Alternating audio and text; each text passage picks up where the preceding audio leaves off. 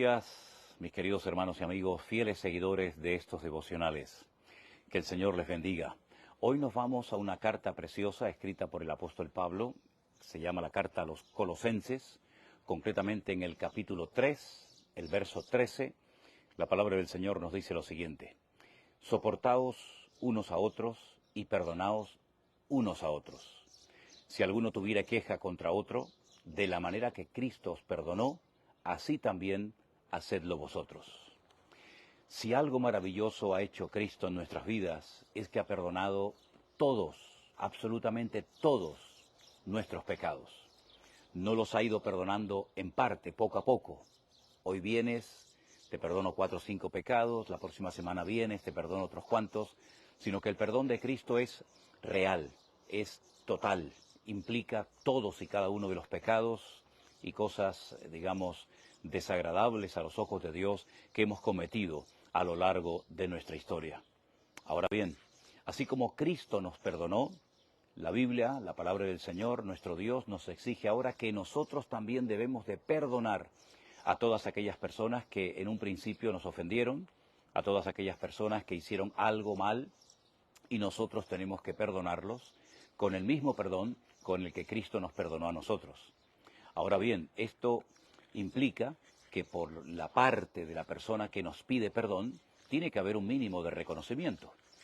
La palabra de Dios nos enseña que el hijo pródigo, cuando decidió volver a la casa de su padre, le pidió perdón a Dios y a su padre. La famosa frase de: Padre, he pecado contra el cielo y contra ti, ya no soy digno de ser llamado tu hijo. En otras palabras, por parte del pecador siempre tiene que haber un reconocimiento para que haya una real y genuina restauración.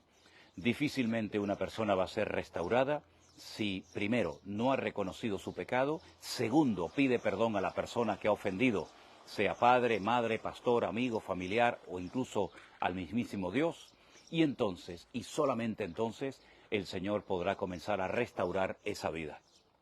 ¿Qué hacen algunas personas cuando son sorprendidas en el pecado? Bueno, las típicas lágrimas del cocodrilo, el aparente perdón, se cambian tal vez de país, de iglesia, de congregación y piensan que de esta manera lo han solucionado todo. Logran engañar a unos cuantos ingenuos, pero nosotros sabemos perfectamente que cuando una persona pide perdón, también hay un ingrediente añadido que es el de vete y no peques más. El Señor se lo dijo a varias personas: yo te perdono, yo no te condeno, pero vete y no peques más. Lo importante es que ese arrepentimiento nos tiene que hacer cambiar de rumbo, nos tiene que hacer cambiar de estilo de vida, de dirección. No sirve de nada pedir perdón, arrepentirnos aparentemente de cara a la galería para quedar bien delante de los hombres y después seguir con el mismo espíritu, con la misma actitud o cometiendo los mismos o peores pecados que por aquel que pediste perdón. Ahora bien, en la iglesia, en nuestras congregaciones, en nuestra vida diaria, tenemos que partir de la base de que no somos perfectos. Y tarde o temprano, de alguna u otra manera, nos ofenderemos, chocaremos, habrán discrepancias, habrán problemas, pero para eso tenemos el amor de Cristo. El amor de Cristo no significa que Él va a hacer oídos sordos o se va a tapar los ojos ante nuestros pecados, sino que nos va a hablar a través de su palabra. Su Espíritu Santo vendrá a nuestra vida y nos convencerá de pecado para que de esa manera podamos levantarnos, pedir perdón, ser restaurados y seguir avanzando hacia adelante. Las mujeres que han sido ofendidas, humilladas, incluso hasta maltratadas por sus maridos, no es cuestión de perdonar todo y que él siga haciendo exactamente lo mismo que ha hecho a lo largo de toda su vida. No, somos cristianos, pero si me permiten, tontos no. Una mujer que ha sido ofendida, que está siendo humillada, maltratada, golpeada por su marido, no tiene que aplicar el perdón, digamos, así simplemente por el hecho de que es cristiana, sino tiene que haber un reconocimiento y una pedida de perdón por parte de su marido o de la persona que le ha ofendido.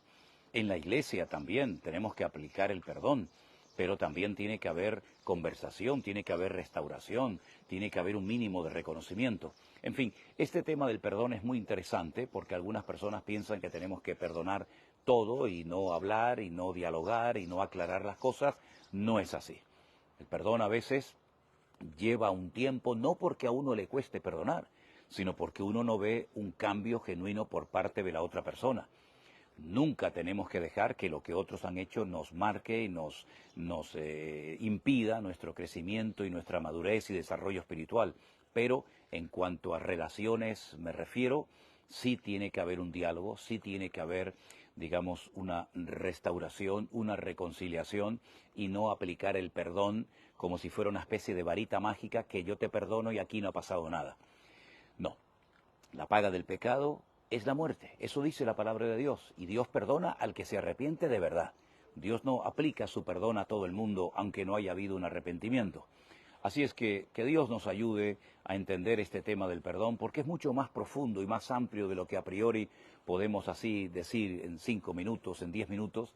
Hay muchos matices, hay muchas cosas, y que Dios nos dé sabiduría para que cuando llegue el momento de perdonar, cuando llegue el momento de arreglar una situación deteriorada por la razón que sea, lo podamos hacer, pues como dice la Biblia, decentemente y con orden. Y no pasar la página y decir, bueno, aquí no ha pasado nada, seguimos adelante, hemos roto muchísimas cosas por el camino, hemos roto un montón de relaciones, etcétera, pero bueno, somos cristianos, te perdono y aquí no ha pasado nada. Claro que aquí ha pasado algo, y ese algo tiene que ser arreglado. Y ese algo tiene que ser solucionado.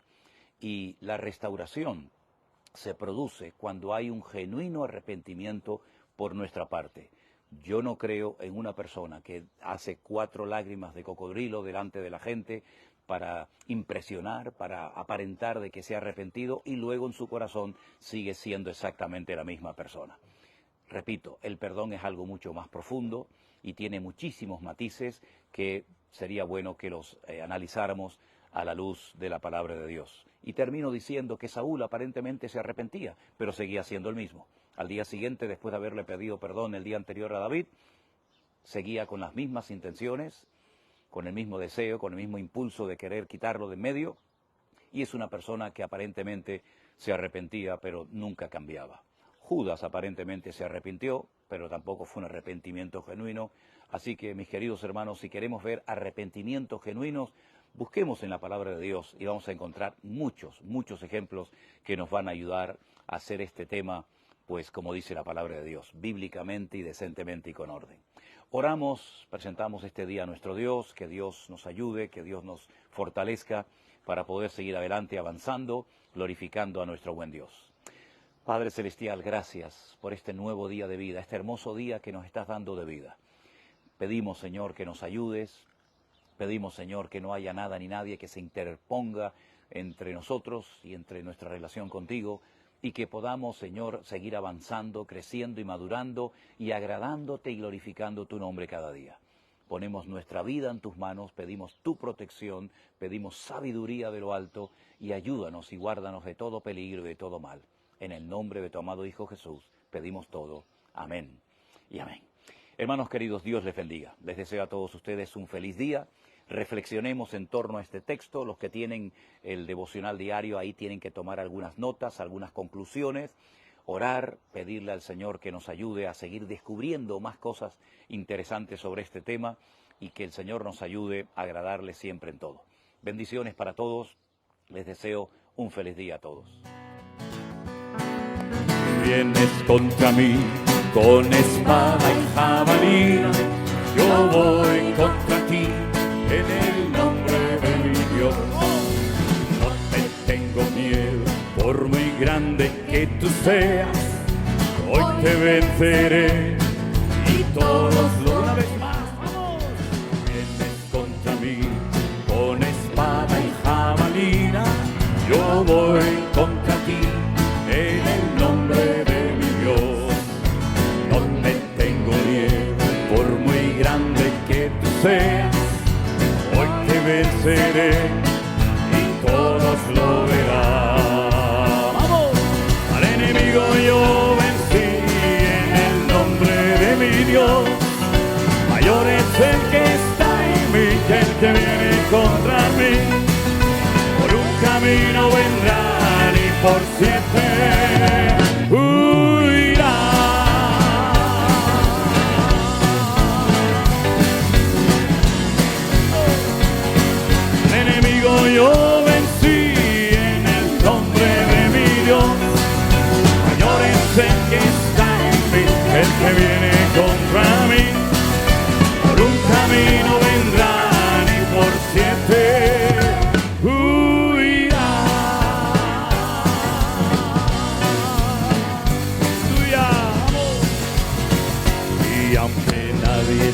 atrevía a pelear contra el gigante. Era día de victoria y de gloria para Dios. Con mi onda y una piedra al gigante yo vencí, porque había provocado al Dios de Israel. ¡Vamos fuerte! Al enemigo yo vencí en el nombre de mi Dios. Mayor es el que está en mí que el que viene contra mí. Por un camino vendrá